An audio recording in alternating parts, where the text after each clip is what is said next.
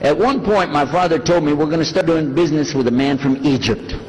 He said, and this man is from Cairo, Egypt. I said, oh, this is good. He said, and he's a Muslim. And I just stopped like this. I said, what? A Muslim? No way. No way do I want anything to do with that. I told my dad, no way, I'm not going to do it. And he insisted. He said, I want you to meet this man. He's very nice. He said, I want you just to meet him. I said, all right. I'll do it for you. I'm going to do it my way. I'm going to go to church. And it's going to be on Sunday. When I come out of the church, I'm going to have my Bible under my arm. I'm going to have the salib. I used to carry a big cross. I'm going to have my cross with me. And I'm going to have my hat that says, Jesus is Lord. And I'm going to have my wife, born-again Christian, with me.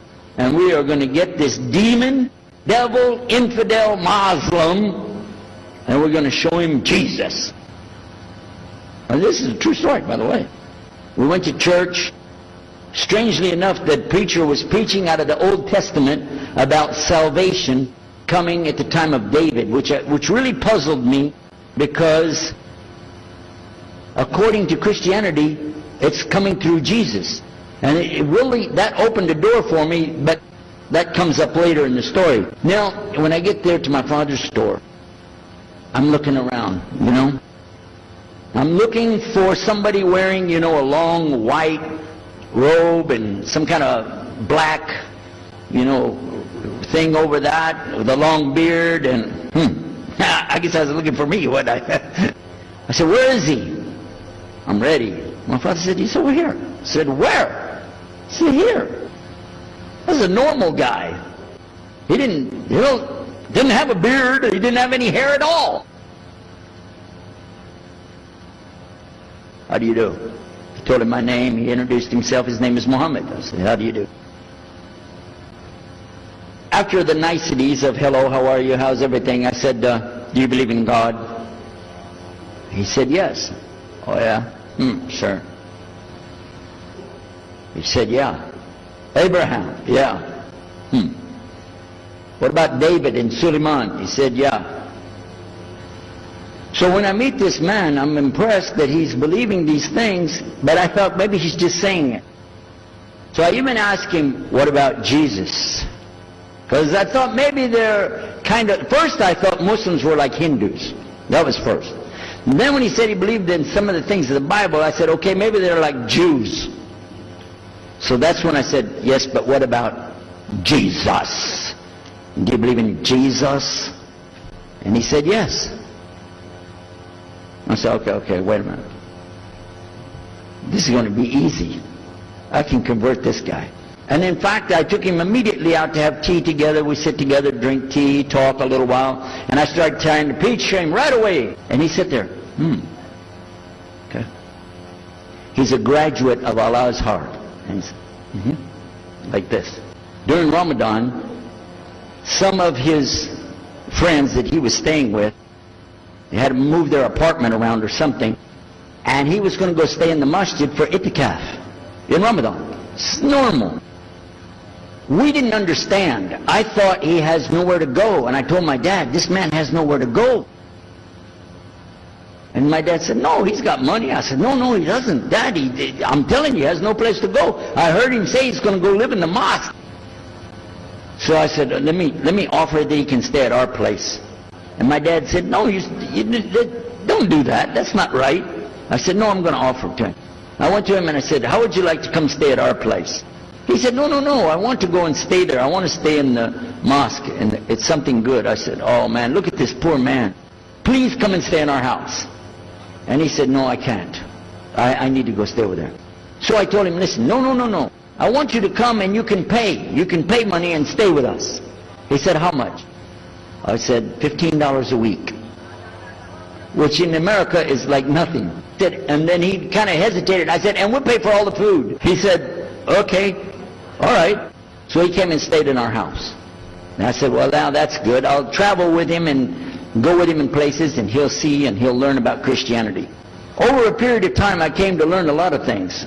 In fact, I tried to debate with him about many things, but he was so wise and well educated that he could see what I was doing and he would take it easy and let me win every debate. But if he wanted me to lose, I was going to lose. This was how well he could handle it. Now look, I have two visitors in my house. One is a Catholic priest, the other is a Muslim. And I'm thinking I can get the Catholic priest and convert him to be a Protestant. At the same time, I'm going to catch the Muslim and bring him over to Christianity. High aspirations. But it didn't work. Some strange things began to happen. We would sit around the table at night to discuss what is the Bible and what's the salvation. My father has a Bible, it's called King James Version. But I work out of a different one that I've had since 1953.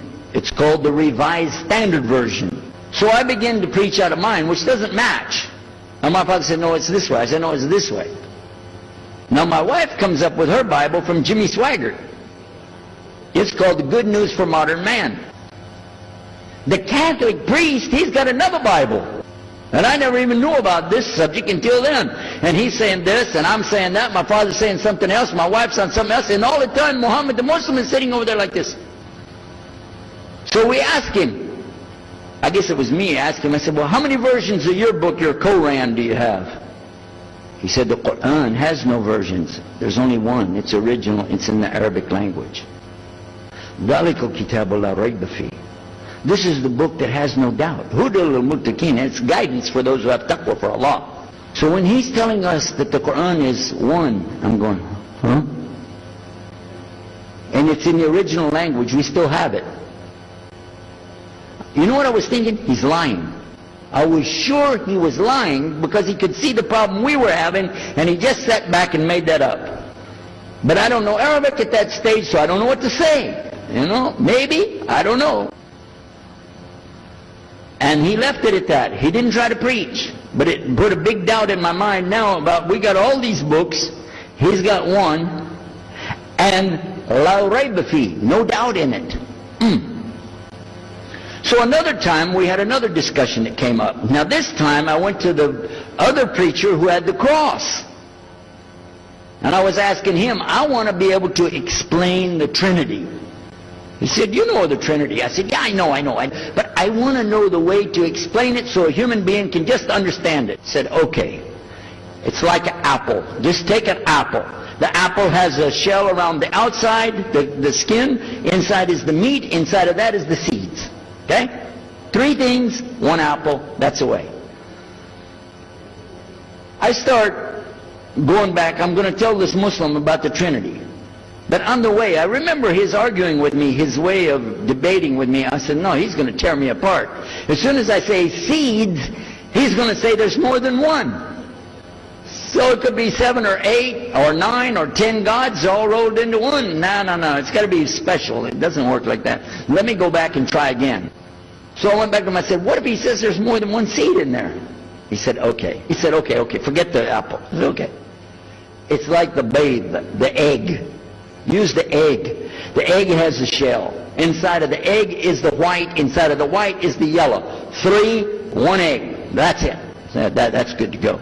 Now I start going home again, and it hit me. Wait a minute. The egg could have a double yolk.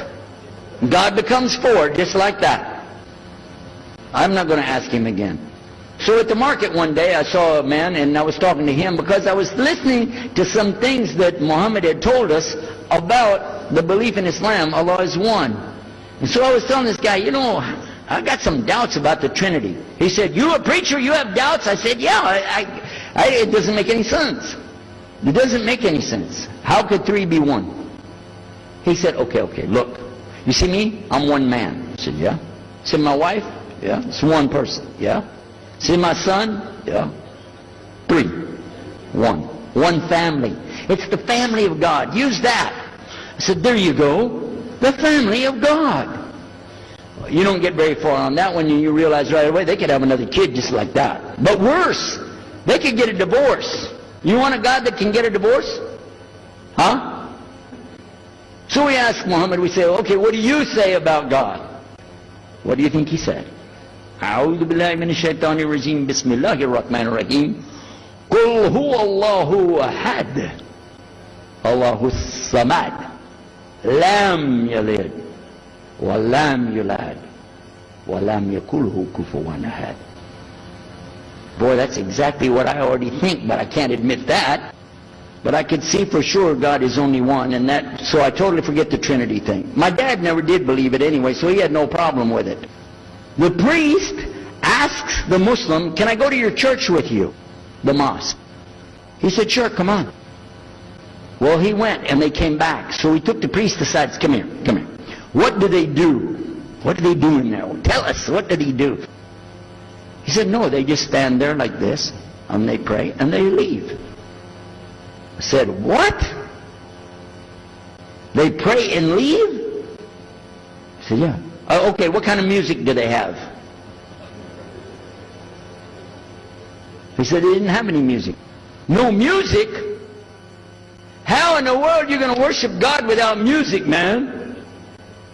So I asked him, Muhammad, you guys don't have any music? He said, no. So then the priest asked again another time, he wanted to go back to the masjid again. He went, this is middle of July, 1991.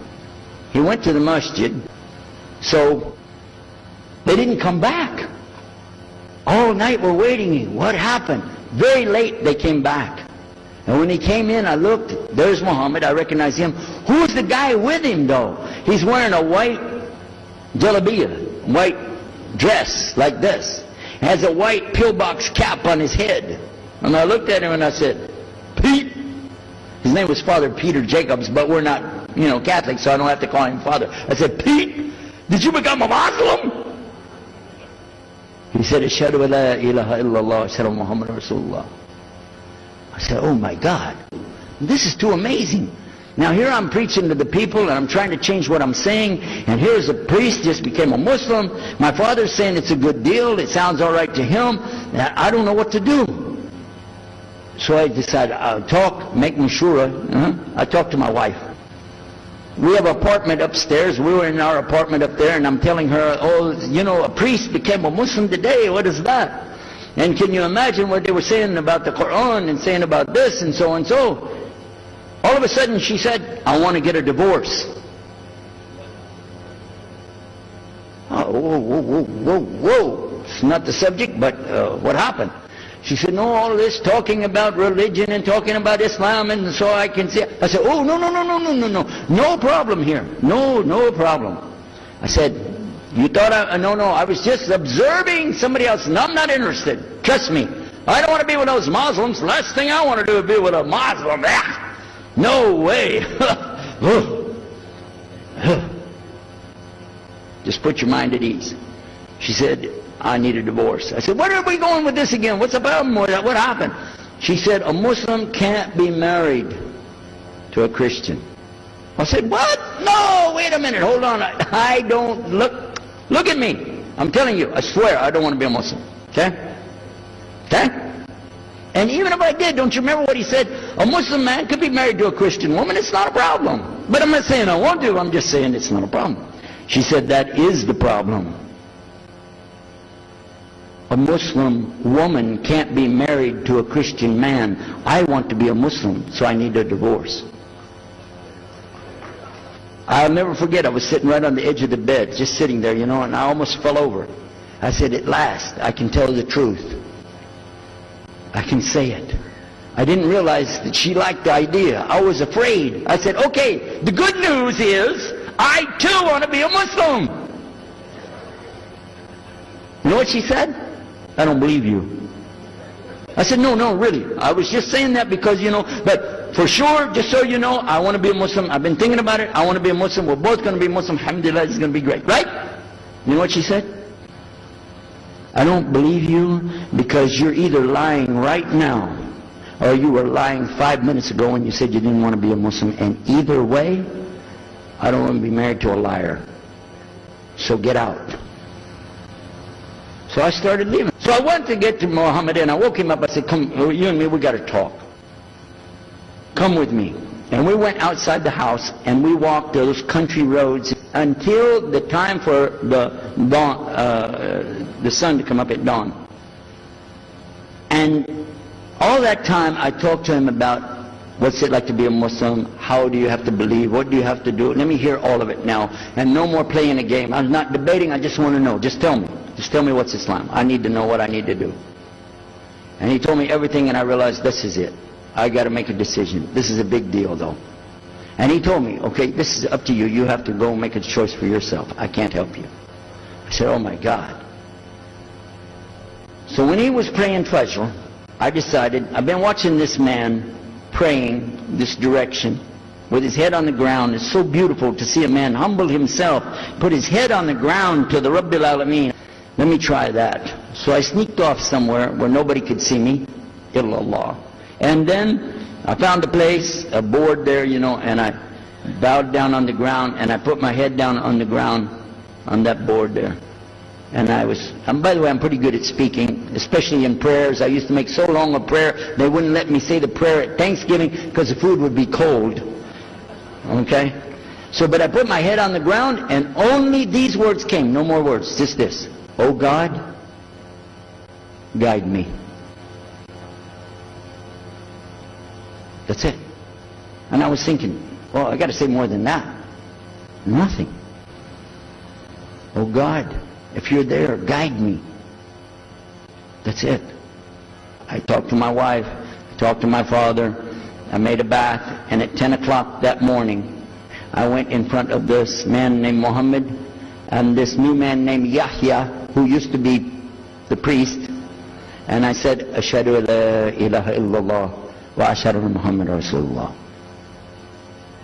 Immediately after that, my wife did her shahada. Ashhadu la ilaha illallah, ashhadu Muhammad Rasulullah. A few months later, my father did his shahada. Ashhadu la ilaha illallah, ashhadu Muhammad Rasulullah. Step by step by step, we saw so many people enter into Islam. We wanted to tell the whole world what is Islam. We wanted everybody to know the real Islam. I said, how could this escape our knowledge? How could we not know about this great and wonderful thing called Islam?